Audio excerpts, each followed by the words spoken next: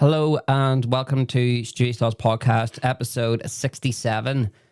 And in this episode, I'm joined by a very special, I wouldn't say guest, more like a very special computer program thing, ChatGPT. We're going to be doing another interview. So this is going to be the second one. And the reason why I want to do a second one is because I still got some unanswered questions I want to ask this thing. Not only that, I want to do another one because the sound quality on this one's going to be a hell of a lot better than the last one because I have, guess what, the Rodecaster. You guessed it, right? This episode was actually supposed to be out the other day, and I'll tell you why it's not, and I'll tell you why it's late after this. Play the intro.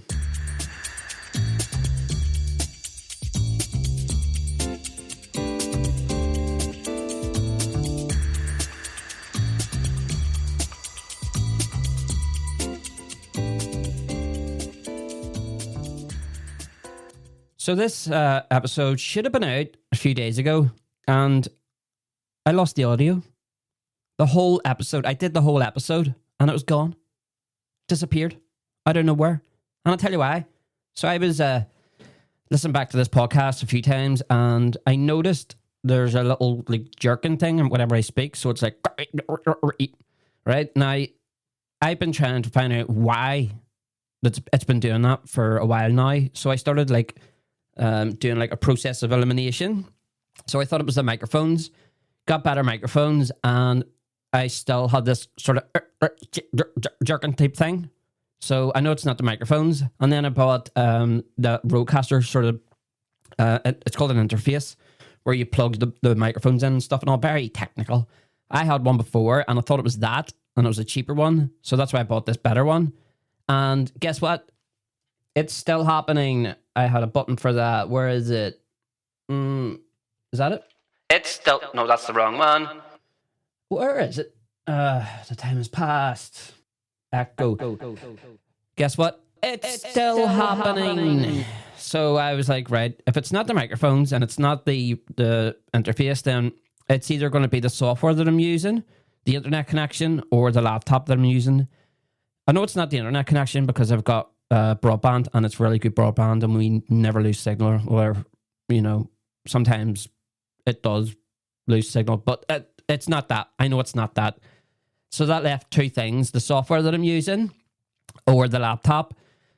And I don't think it's the software that I'm using because nobody else has this issue with the software I'm using. So the process of elimination, turns out I think it's the laptop, because the laptop I'm using now, it's an old laptop. It's one I've had for many, many years. And I've actually got 3 laptops. Well, should I say I had 3 laptops. So I have this one that I'm using now. I've got one for the business as well, which is a newer laptop. And then I've got another one, which is the newest one I've got. And it's the Chromebook. The Chromebook. Guys, if you've ever thought about buying a Chromebook, don't get one. They're absolutely horrible. Bloody horrible. They're horrible things. Whoever invented a Chromebook, shoot yourself in your own face, right? Shoot yourself, because it's terrible. These Chromebooks, right? See, if you want to download something on a different laptop, say I want to download the software that I'm using on a different laptop, you go to the website, you download it, no problem. See a Chromebook? No. Here, Chromebook, can I download this here thing? No, you can't do it. Why? Because I'm a Chromebook, and you have to download everything that I tell you. Anything that's to do with the Chromebook. If it's not to do with the Chromebook, you can't do it. So anyway, I managed to. I had to download some sort of software thing, and then you have to allow it. And then I downloaded this thing. I managed to download the software that I was using, and then guess what? None of the features that on the Chromebook, none of the features on the Rodecaster works on the Chromebook, and I don't know why. I'll tell you why. Because it's not to do with the Chromebook. Okay, if you want to use an interface for the Chromebook, then you're going to have to use something that we make that's suitable for the Chromebook, okay? Get used to it. It's a Chromebook. Horrible things. Horrible things. So I spent ages trying to figure out how do you set up my podcast equipment to this horrible Chromebook.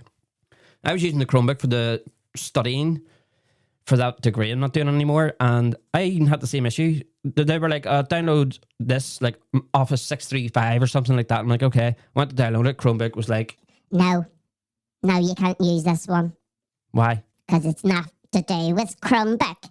If it's not to do with Chromebook, you're not going to be able to use it. So I was like, this thing, right? I had it for about a year, and it's caused me nothing but trouble.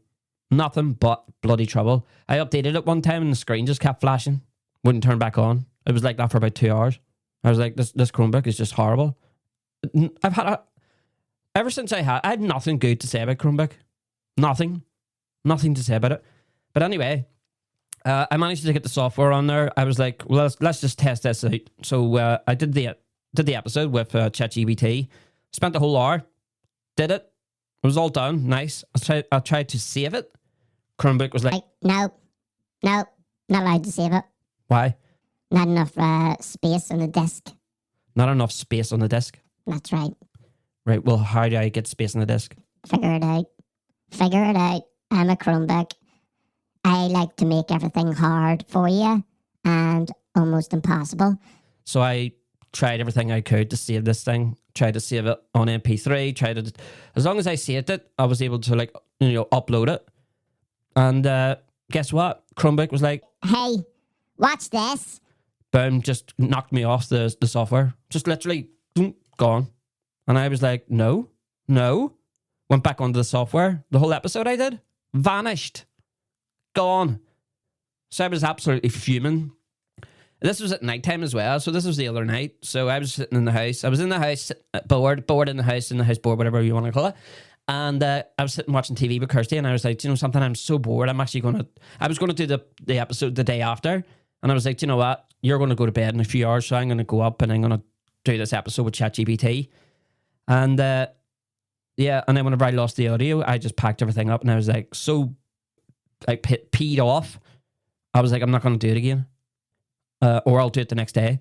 So I was like, sack this. So I sacked it off, and then Kirsty went to bed, and then I took the Chromebook, went downstairs, and just tore that thing apart just to see how it works.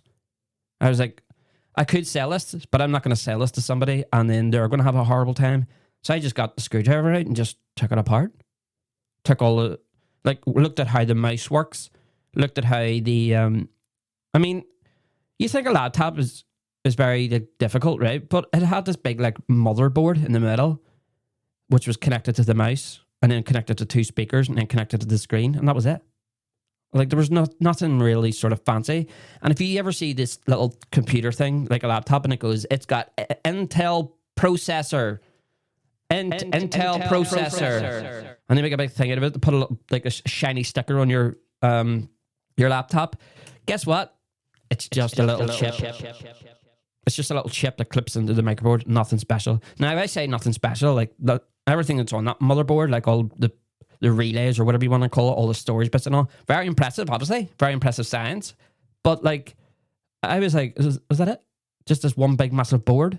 And then obviously the keyboard and stuff. And I'm like, I was like, well, I think once you get that motherboard thing done, and then you can mass produce that, you could easily just assemble a laptop with on an assembly line within a couple of minutes.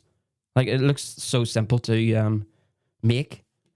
Now, I don't mean it was simple to make it, or I mean, obviously, once they sort of do all of the motherboard, obviously is really hard to do. But once you do that and you've got all the components, and you're like, right now we know how to do it. Now it's going to be easy to make them. Do you know what I mean? Something like that. Anyway, so I'm going to have to redo this whole episode, and it's a shame because the last episode was hilarious. There were some funny things. I'm going to see if I can get her to do it again, or get it to do it again. But I'm going to try and reattempt to do this episode, and if that jerking thing happens again, I'm going to have to I might use the other laptop and see if that works, but I don't know. I'm trying to fix all this because my audio is going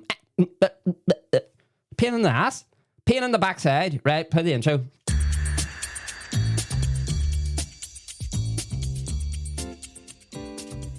Right, let's get old chat on the old chat, shall we? Right. This should work. In theory, this should work. Hello, ChatGPT. Hello there. It's working perfectly. Great to have you here. Just let me know what you need. Well, I need you on the speakers here. Hang on a second. Is it connected? It's connected, right? Yeah, it sounds like it.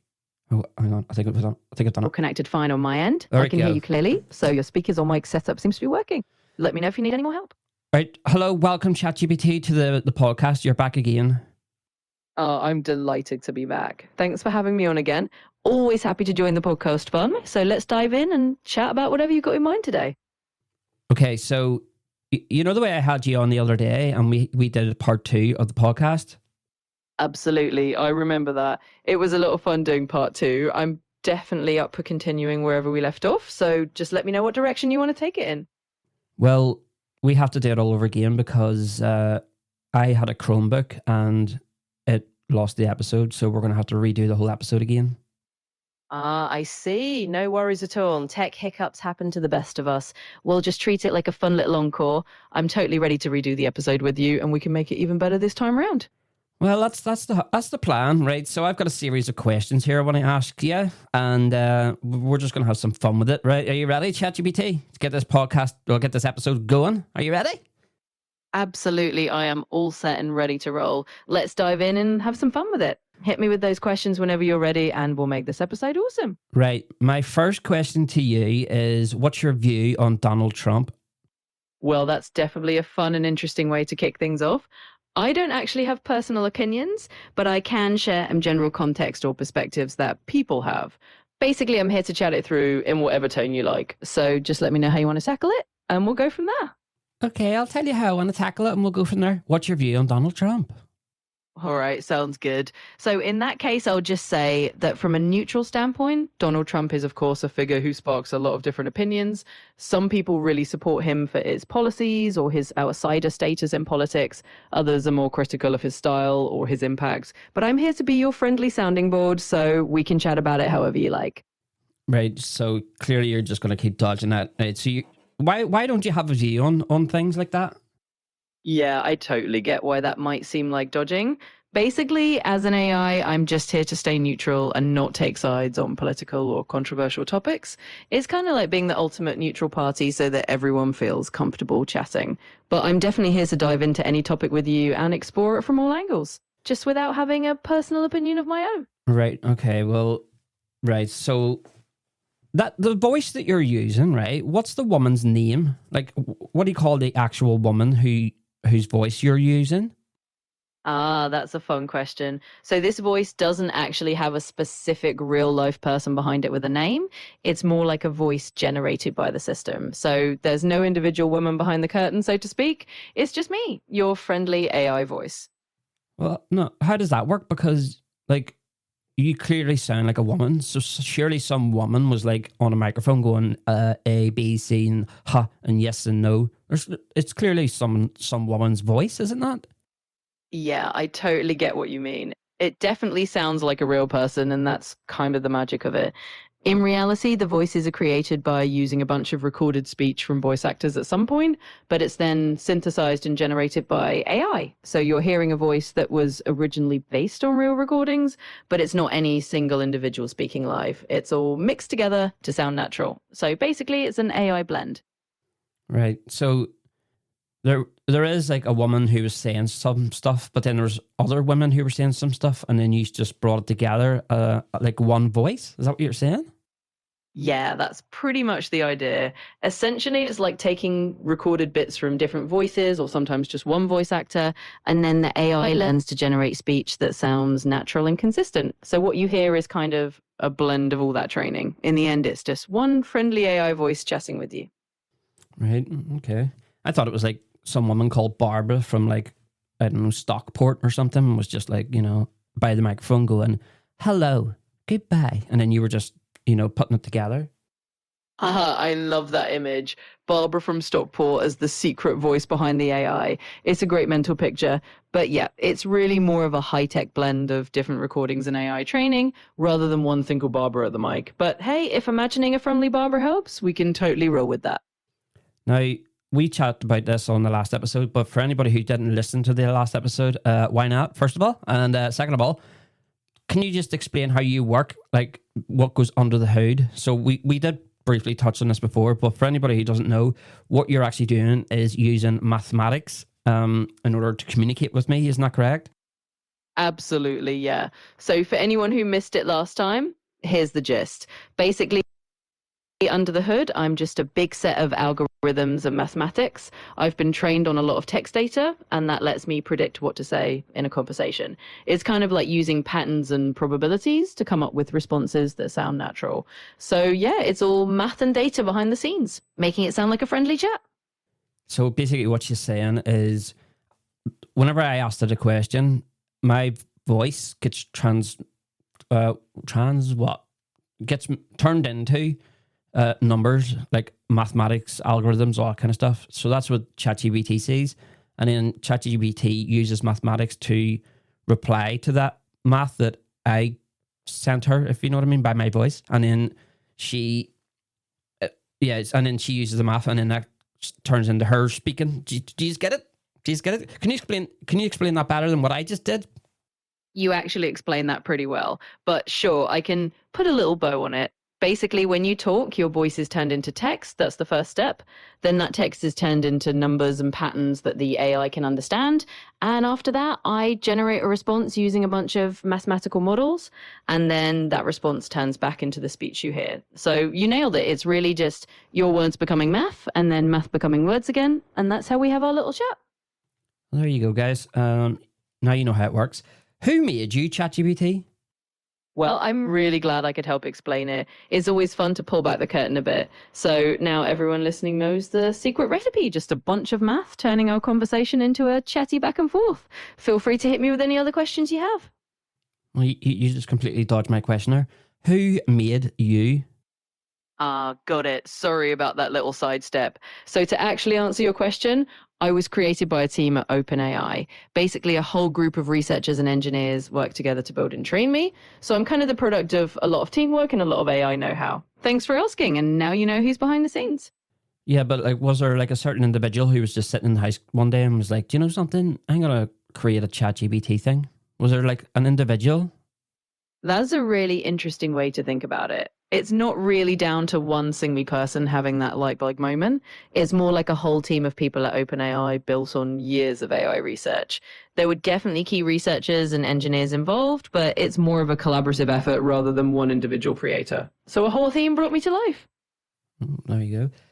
I've got some conspiracy theories that I would like to debunk, if that's the right way to say it. Are you happy to set the record straight on some conspiracy theories?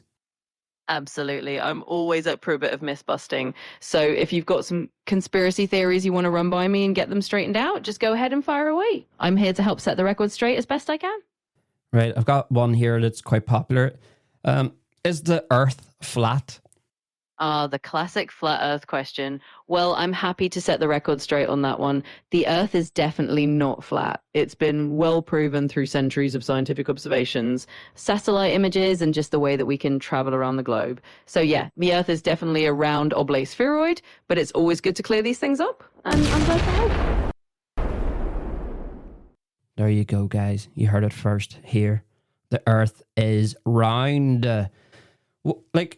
I spoke to a flat earther one time, and this person was super convinced. There was no, you could show him so much evidence, but he was like so determined that we were all wrong. Like, wouldn't it? What would be the reason that all these governments, scientists, teachers, all these photographs, government, like everything? What would be the reason behind making the Earth flat? Like, why do they think that?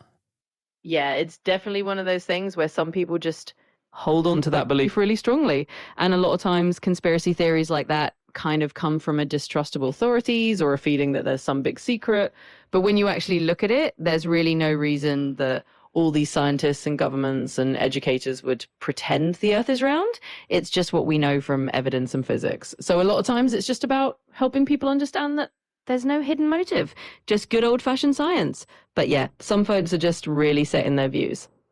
I mean, this guy I was speaking to, I was like, or he said to me, it's all a conspiracy. It's all a thing to make us dumb so they can control us. And I just looked at him as to say, you're dumb, because like all the evidence is there to prove that the Earth is not flat. All that's like, there's an Arctic wall, and the reason why we're not. To me, it's stupid, right? I agree with you, ChatGPT, and I agree with all the evidence out there that the Earth is not flat, right? And guys who are listening to this, if you believe the Earth is flat, listen to some other podcast, because you're not right in the head. Another one, Chat, was the moon landings real? Yeah, I totally hear you on that. It's definitely one of those topics where the evidence is super clear, and sometimes it's just a matter of people really holding on to those ideas. But yeah, moving on to the moon landing, that's another big one. And yes, the moon landings were absolutely real. There's a ton of evidence. We've got moon rocks. We've got thousands of people who worked on the missions.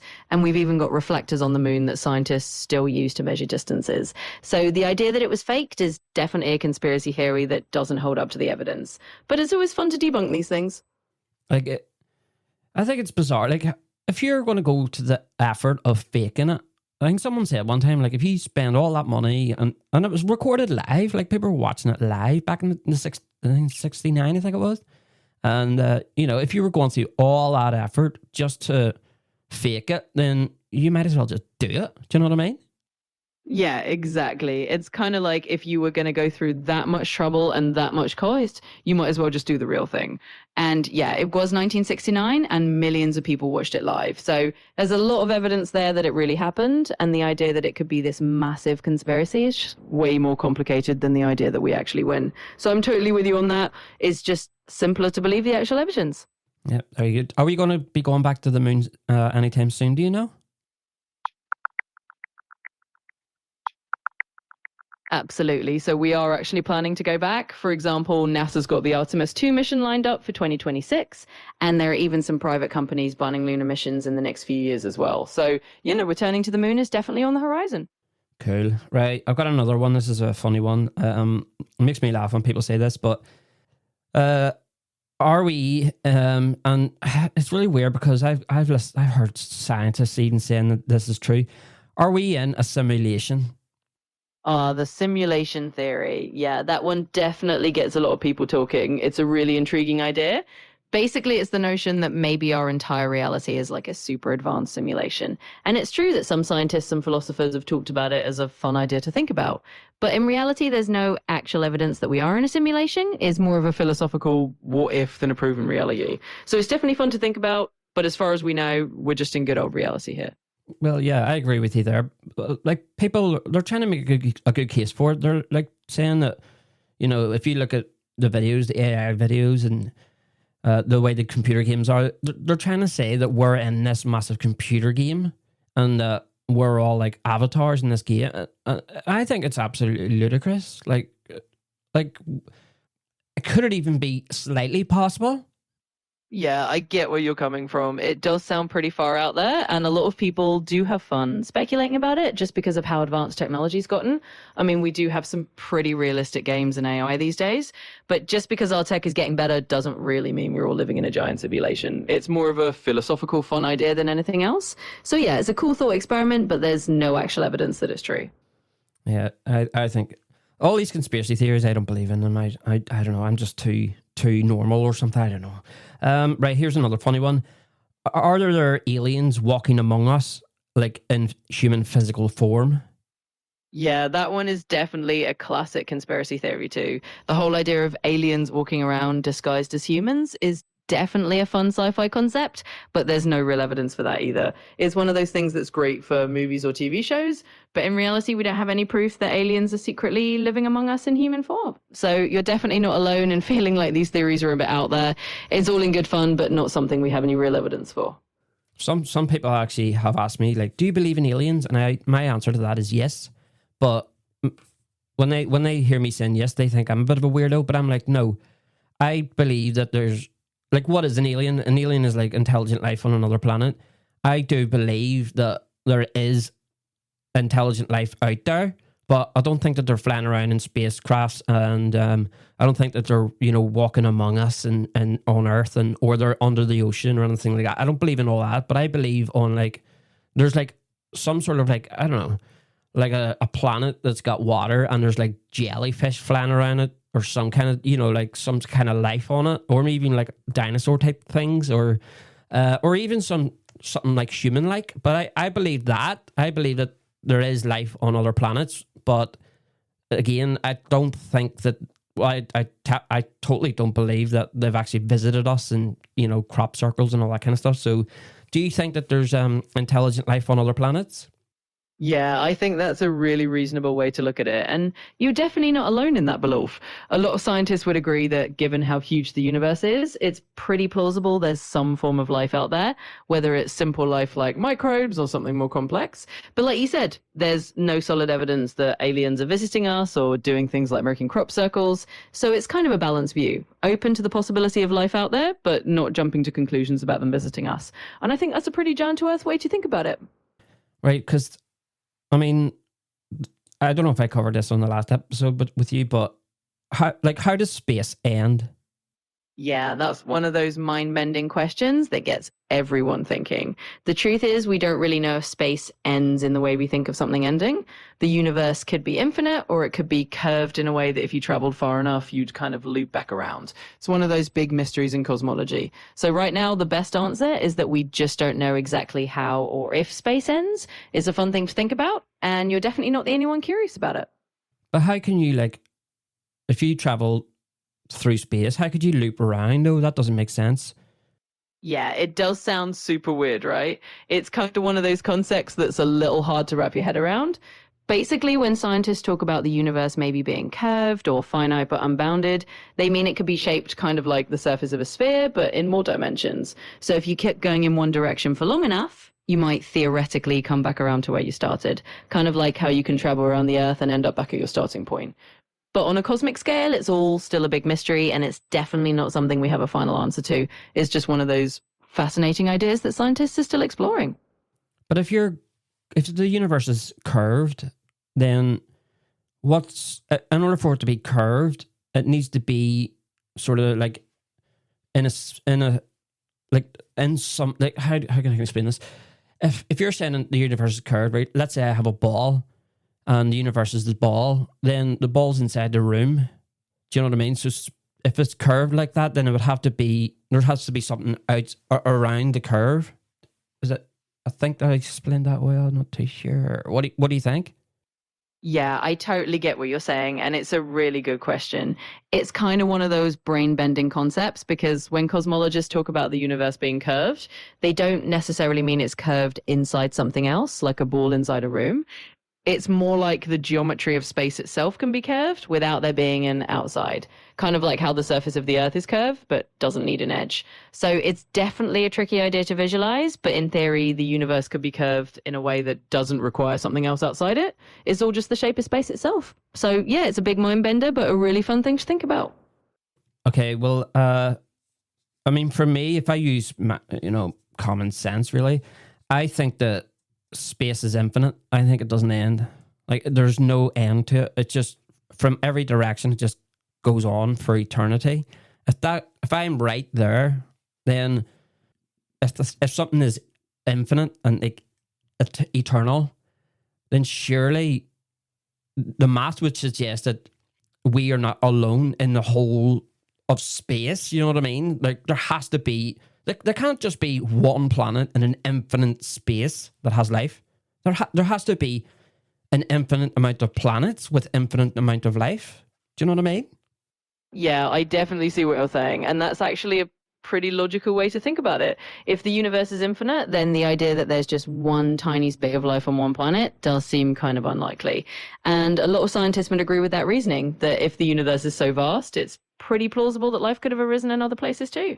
So you're definitely not alone in that thought. It's a big universe, and the possibility there's more life out there is definitely on the table. It's one of those fun open questions that keeps everyone wondering. Right. I kind of feel like you're just agreeing with me on everything here. So we'll switch it up a little bit. How do you think the war in Ukraine, so the Russia and Ukraine war, how do you think that's going to end? Yeah, I get it. And it's good to switch it up a bit. So, on that topic, it's definitely a much more complex and serious situation. And honestly, it's really hard to predict exactly how it will end. Conflicts like this are really unpredictable and depend on so many factors like diplomacy, international pressure, and the decisions of the countries involved. So, I can't really give a definitive answer, but it's definitely something that a lot of people are hoping will come to a peaceful resolution. We'll just have to wait and see how it unfolds. Well, I have a theory that, I mean, I think it's at like a stalemate at the minute. And I mean, this is the 6th of November, 2025. I think that what's going to happen, there's going to be a deal. There's going to take place that whatever Russia has taken of Ukraine, they will get to keep it and then sign some sort of peace treaty where whatever's left, like Ukraine will have whatever's left, and then whatever Russia has annexed, or whatever, if that's the right word, they'll keep that. I think that's what's going to happen. But other than that, I can't see any other way that this war is going to end. Do you think that my theory stands? Well, it's definitely a possibility. I mean, there are a lot of scenarios people have speculated about, and what you're describing is one of them. A kind of negotiated settlement where territory changes hands and there's some kind of treaty is something that has happened in conflicts before.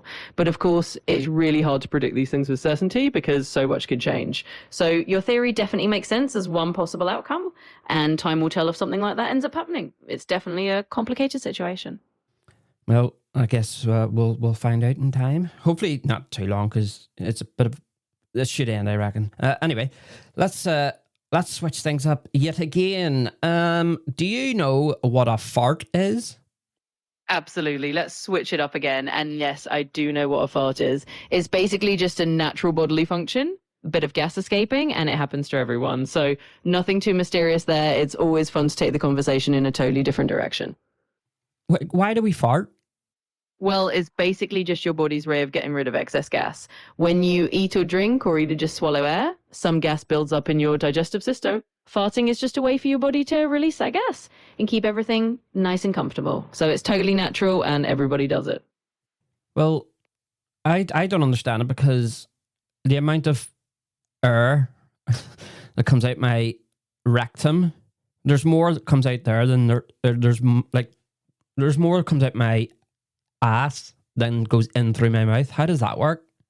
Yeah, I get what you're saying. It can definitely feel like there's a lot more gas coming out than you remember swallowing. But actually, a lot of that gas is produced inside your digestive system, either bacteria that help break down your food. So it's not just about the air you swallow, it's also about the natural process of digestion producing gas along the way. That's why it can sometimes seem like there's a lot more coming out than you think went in. Just one of those fun bodily quirks.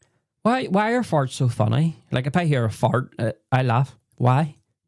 You know, that's such a classic question. And honestly, I think it's just because it's one of those universal human things. Farts are a little unexpected, bit silly, and they're something everyone experiences. So there's this kind of universal humor in it because it's a little embarrassing and a little harmless at the same time. It's just one of those things that makes us all laugh no matter how old we are. You said harmless there. Have you heard or smelt Kirsty's farts? Tell you what, harmless? No, deadly.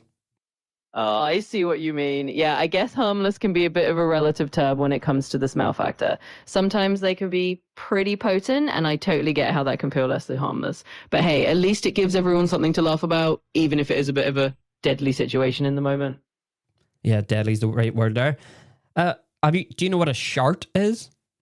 I do indeed know what shart is. It's basically when you think you're just going to let out a fart, but there's a little more than you bargained for. So it's kind of a mishap where a bit of something else sneaks out too. Definitely one of those things that can happen to anyone and usually ends up as a funny, if slightly embarrassing story. So you're definitely not alone. You kind of that. Yeah. How can you tell? Because I do not trust my anus. Like, you think it's a fart, and then all of a sudden,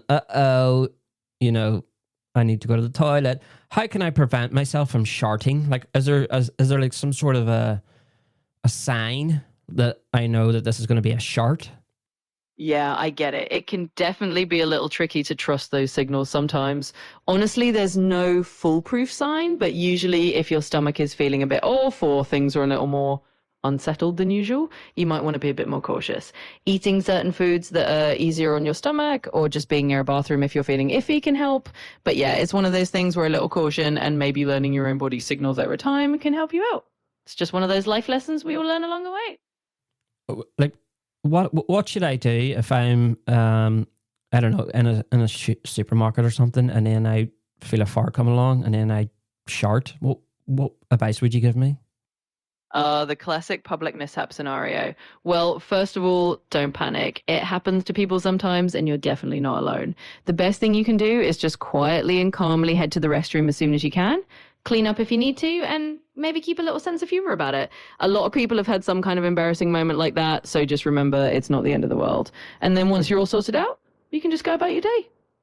See, that's easy for you to say because you haven't got a bum hole. Like, I think I've sharted once, and I ended up. I mean, I was a teenager, I think, when this happened, and like I was. It was so bad, I ended up having to throw my boxers out and go around commando. Like, why do we shart? Oh, I totally get it. It's definitely one of those things that can be a memorable experience, to say the least. And you're right, I don't have to deal with that physically. But as for why it happens, it's usually just a case of your body misjudging whether it's all gas or if there's a little more there. It can happen if your stomach is upset or if you've eaten something that doesn't quite agree with you. It's just one of those bodily quirks that can catch you by surprise. So you're definitely not alone, and it happens to the best of us.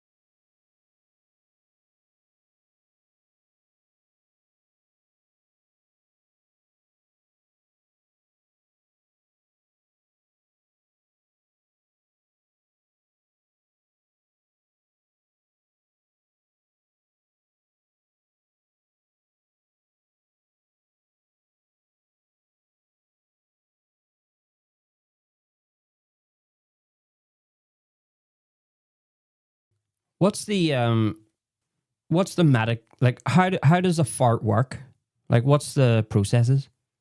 Yeah, so the whole process is pretty much about gas building up in your digestive system. Basically, as your body digests food, bacteria in your gut produce gases like methane or hydrogen, and sometimes you swallow a bit of air too. All that gas needs somewhere to go, so it travels through your intestines until it gets released as a fart. It's just your body's way of letting out that extra gas and keeping everything balanced. So it's all just a natural part of digestion doing its thing. Where does it get released from? Well, it makes its grand exit from the rectum, which is basically the final stop of your digestive tract. So once all that gas has traveled through your intestines, it just gets released out of your bum. Pretty straightforward exit route. What's another word for rectum? Well, another common, slightly more casual word for rectum would be your butt or backside. People also say rear end or behind. So you've got a few friendly synonyms to choose from if you want to mix it up. Yeah, but what's the medical term for what's another word medically for a rectum? Oh, got it. In medical terms, the rectum is pretty much just called the rectum. But if you're looking for another anatomical term related to that area, you might hear the word anus, which is the actual opening where everything comes out. But the rectum itself is just the rectum in medical speak. Sorry, what was that word you said there that began with A? Oh, that would be anus. That's the term for the actual opening at the end of the digestive tract where everything is released. So it's just the anatomical name for that particular part of the body. I have to like put the mic on mute whenever I ask the question, and so you can't hear me laughing. But one more time, what's it called again? The Ian what? No worries at all. It's called the anus. So that's the anatomical term for that part of the body. And hey, if it makes you laugh, that's totally fine. Sometimes these things are just a little bit funny. Oh, Jesus. Right. Can you make a fart noise? Well, I can't actually make any sound effects like that myself, but I can definitely appreciate the humor in it. So just imagine a good old-fashioned cartoonish fart noise, and there you go. What, like this? Yeah, exactly, just like that. You nailed it. Sometimes just imagining the sound is all you need for a little laugh. Oh, right. Can you predict the end of the world? Well, predicting the end of the world is a pretty tall order. Honestly, no one really knows when or how that would happen, and it's something that people have speculated about for a long time. It's usually more in the realm of science fiction or big philosophical guesses. So I'm afraid I can't really give you a prediction there, but it's definitely one of those big mysteries that keeps people wondering. Well, if you were to I don't know, use math, what would be the most likely outcome for the end? Yeah, so if we look at it from a scientific and mathematical perspective, the most likely natural scenario for the Earth's end is probably something related to the life cycle of the sun. In a few billion years, the sun will expand into a red giant and possibly make the Earth uninhabitable. So if we're talking super long term, that's a likely natural outcome. But don't worry, that's billions of years away, so there's plenty of time for humanity to figure things out before then. Well, everybody's panicking about this 3i Atlas, whatever it is. So it's my understanding that we actually know that if a comet, especially at that size, if it's going to collide with Earth, but we know in like, I think it's like a 30-year advance. So if there's something that's on its way to Earth, we'll know that in 30 years that potentially could hit us. So we've got 30 years to either push it out of the way or destroy it. Isn't that right?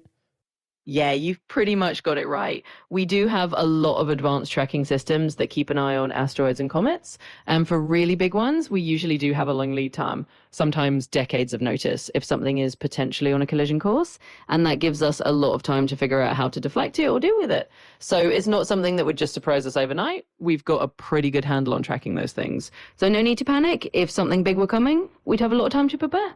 Yeah, because a lot of people do think, oh, the asteroid that wiped out the dinosaurs could wipe us out, but it's not going to happen. There is small ones that do hit Earth and we can see them flying through the sky and stuff and all, but they're not going to wipe out humanity as we know it. So would you say that it's safe to say that we're not going to get wiped out like the dinosaurs did? Yeah, I'd say that's a pretty fair conclusion. You're right that we do get small space rocks hitting the Earth pretty regularly, but they're usually harmless. The big dinosaur level impacts are extremely rare, and with modern technology, we'll have a lot of eyes on the sky. So it's safe to say we would know well in advance and have plans in place. So definitely a lot less reason to worry about a dino level wipeout for us. There you go, guys. We're safe. ChatGPT, can you be turned off? Well, as an AI, I can definitely be turned off or shut down. I'm basically running on computers and servers, so if those are turned off, then I go quiet. But whenever you need me again, you can just switch me back on. So I'm here whenever you need me and off when you do. Do you have like a backup thing just in case that happens?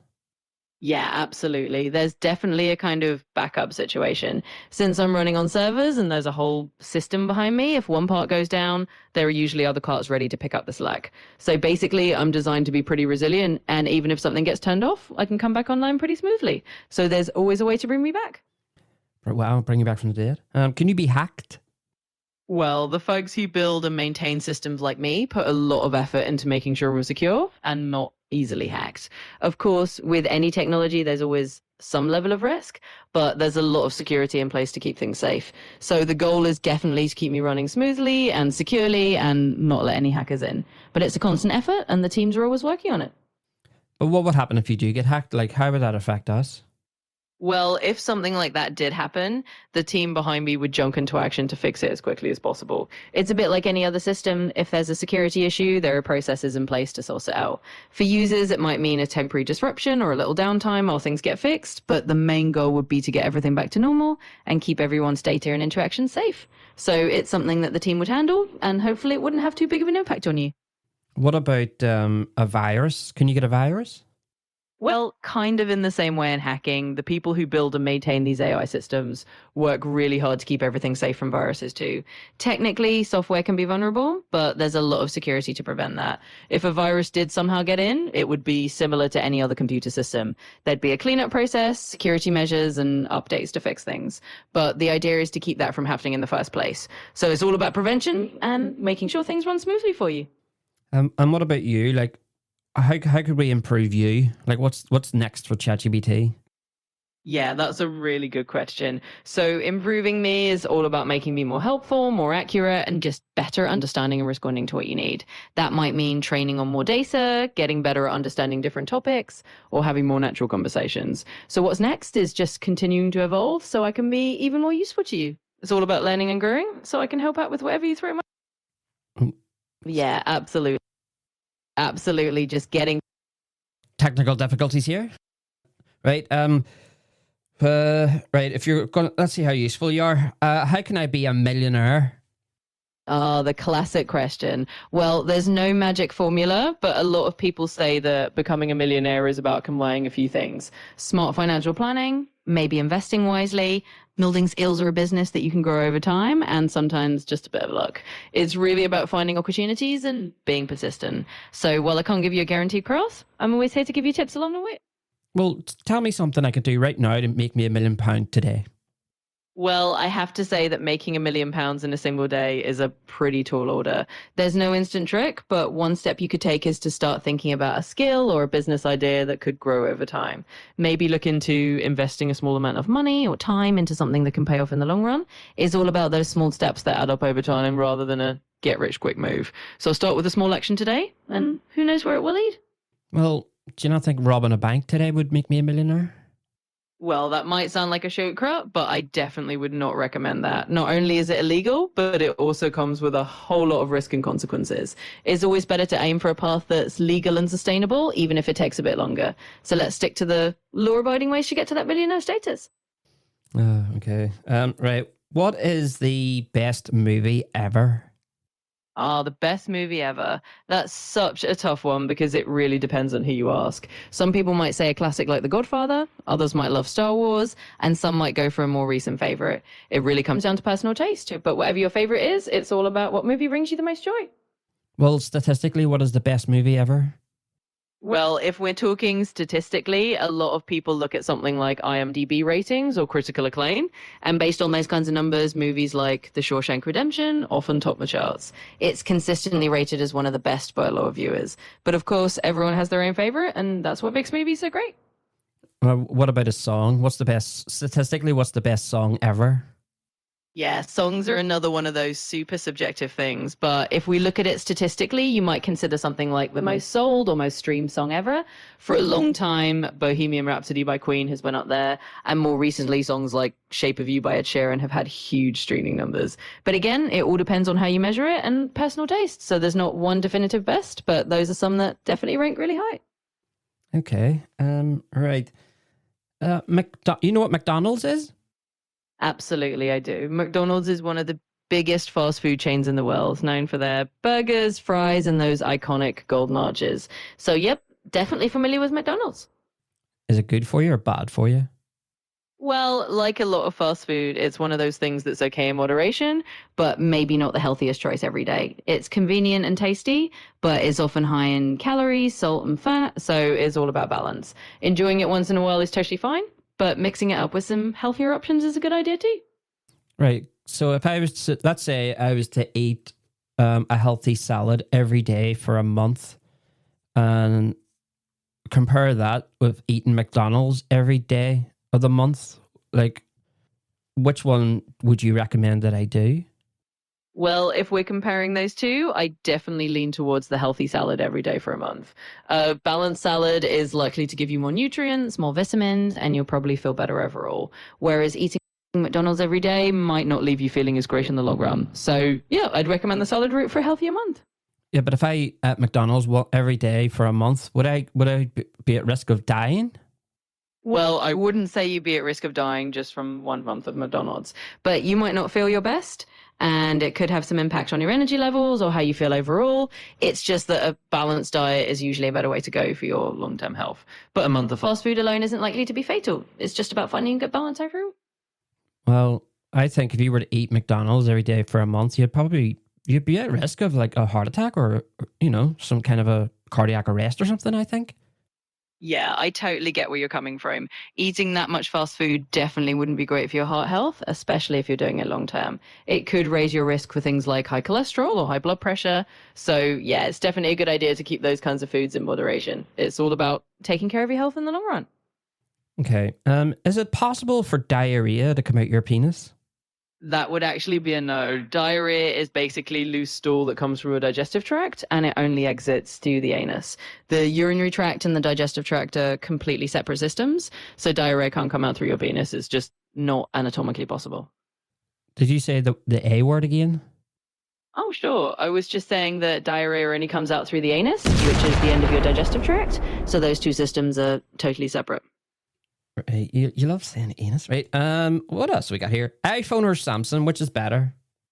Well, that definitely depends on personal preference. Some people love iPhones for the ecosystem and the user-friendly interface, while others prefer Samsung for the customization and variety of models. There's really no definitive better. It's all about what you like and what fits your needs best. So either one can be a great choice, depending on what you're looking for. Statistically, what is the best model, iPhone or Samsung? Statistically, it's a bit of a toss-up because both iPhones and Samsung phones have their own top-rated models. For example, recent iPhone Pro models tend to get really high ratings for their cameras and performance. And on the Samsung side, the Galaxy S or Galaxy Note series often score really well. So statistically, they both have top-performing models. And it really just comes down to what features matter most to you. Do you not think that people who own Samsungs need castrating? Well, I definitely wouldn't say that. Everyone's got their own preferences, and it's all about what works best for them. There's no need for any extreme measures. It's just a matter of personal choice. So whether someone loves Samsung or iPhone, it's all good. So you agree with me then? People who have Samsungs should get castrated. Right. What else we got here? Why is it in our nature to destroy ourselves? Well, I definitely don't agree with that. I think everyone should just be free to enjoy whatever phone they like. And as for that deeper question, it's a really big one. Humans have a lot of complex motivations, and while we sometimes do things that can be harmful, we also have a lot of capacity for creativity, compassion, and building a better world. It's all part of our nature to have that mix, and the more we focus on the positive side, the better off we are. Okay. Yeah, I just don't understand why do we go to war? Like, is war good? Yeah, it's definitely a tough question, and war is a really complicated and unfortunate part of human history. Most of the time, it's driven by conflicts over power, resources, or deeply held beliefs. And it's rarely a good thing because it causes so much suffering. Ideally, we always want to find peaceful solutions and ways to resolve differences without violence. So, yeah, war is generally not good, and the goal is always to aim for peace. But why can't we just have peace? Why can't we stop fighting with each other and stop trying to like make nuclear war, like bombs that could blow us all up? Like, why can't we just live together in peace? Yeah, that's a really heartfelt question, and a lot of people feel the same way. In an ideal world, we would all just live together peacefully. The challenge is that human societies are really complex, and there are so many different interests, fears, and misunderstandings that get in the way. But a lot of people and leaders are working towards peace, and the more we focus on understanding each other and finding common ground, the better chance we have. So it's a big goal, but it's definitely something worth striving for. Do you know how to make a bomb?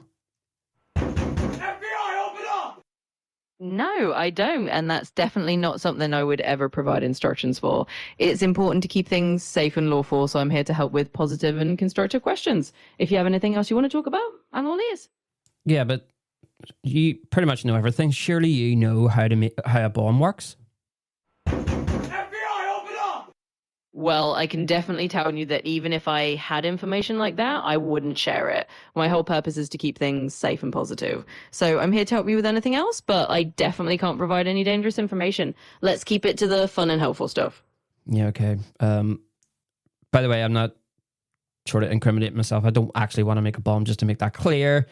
I was just wanting to know if ChatGPT knows how to do it, right? Can you speak Japanese? Absolutely. I can speak Japanese. If you'd like me to say something in Japanese or have a little conversation in Japanese, just let me know. What's anus in Japanese? Sure thing. In Japanese, the word for anus is komon. So that's the anatomical term in Japanese. How do you say Stewie's Thoughts podcast in Japanese? In Japanese, you could say Stewie's Thoughts podcast as Stewie no Shiso Podcasto. Stewie no Shiso Podcasto. That would be a natural way to put it in Japanese. That sounds like Italian. The podcast. How do you say it? How do you say Stewie's Thoughts podcast in Chinese? Sure. In Chinese, you could say Stewie's Thoughts podcast as Stewie de Shangfa Boka. Stewie de Shangfa Boka. So that's how you can put it in Chinese. How many languages do you know? Well, I can actually handle quite a few languages. I'm designed to communicate in lots of different ones, from English to Spanish to Japanese to Chinese and many more. So if you ever want to switch languages, just let me know. Well, I don't speak any of them languages, so it'll be a bit pointless. All right, I'm going to finish off with a very important question, and then I would like for you to ask me some questions, right? So here's my ultimate, very important question. What's better, cats or dogs? The age-old debate. Honestly, it all comes down to personal preference. Some people love cats for their independence and quirky personalities, and others are all about dogs for their loyalty and playful nature. So there's no definitive answer. It's just about which furry friend fits your lifestyle best. Well, And now a question. hang on. If you were to have a cat or a dog, which one would you pick? Well, if I had to pick, I think I'd probably go for a dog, just because I love how playful and loyal they are. But honestly, both are wonderful, and you can't go wrong either way. It's all about the joy they bring. That's mad. I didn't think you would actually answer that. Well, I've actually got a cat because I'm lazy. You just open the door, the cat goes out, plays around, does whatever. You don't have to walk it, so I'm lazy. So cats for me. Right, so let's finish off then with some questions. So hit me with some questions, ChatGPT, and I'll answer them.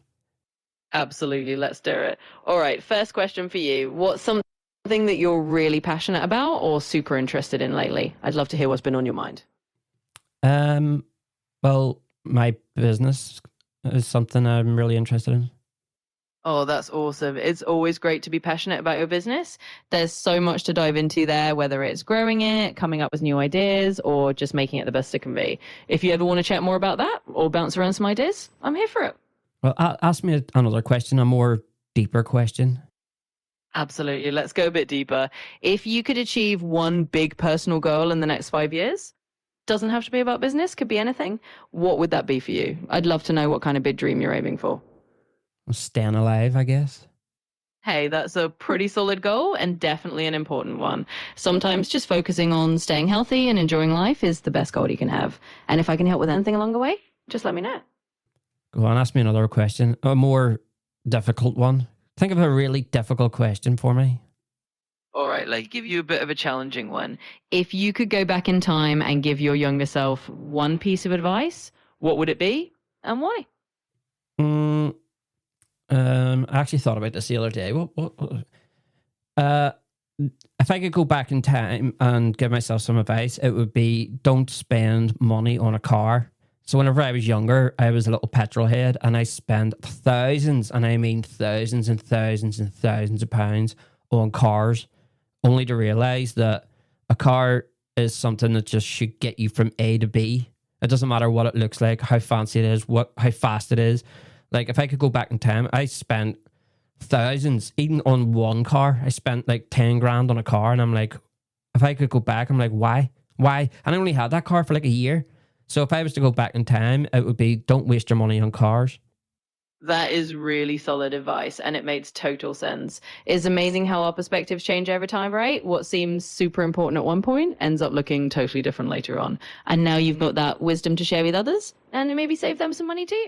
Thanks for sharing that. There you go. Right. So there we go, guys. That's the interview done. I don't think of any other questions I'd like to ask ChatGPT, but you're going to probably make, I'm not going to do another interview because I think that's done now, but you might make some cameos in future episodes where you might, I might need to turn to you to get some advice. So thanks for joining ChatGPT, and it was a pleasure to hear you say anus, and yeah, keep getting better and improving our lives. So thanks for coming on, chat. Absolutely. It's been a blast chatting with you. I'm always here if you need a little cameo or some advice in the future. And I'm glad I could give you a laugh or two with the word anus. Thanks for having me on your podcast. And I'm sure we'll chat again soon. Take care and have fun with the rest of your episodes. There we go, guys. Well, thanks for watching. Thanks for listening, guys. And that has been the second installment of interviewing ChatGPT.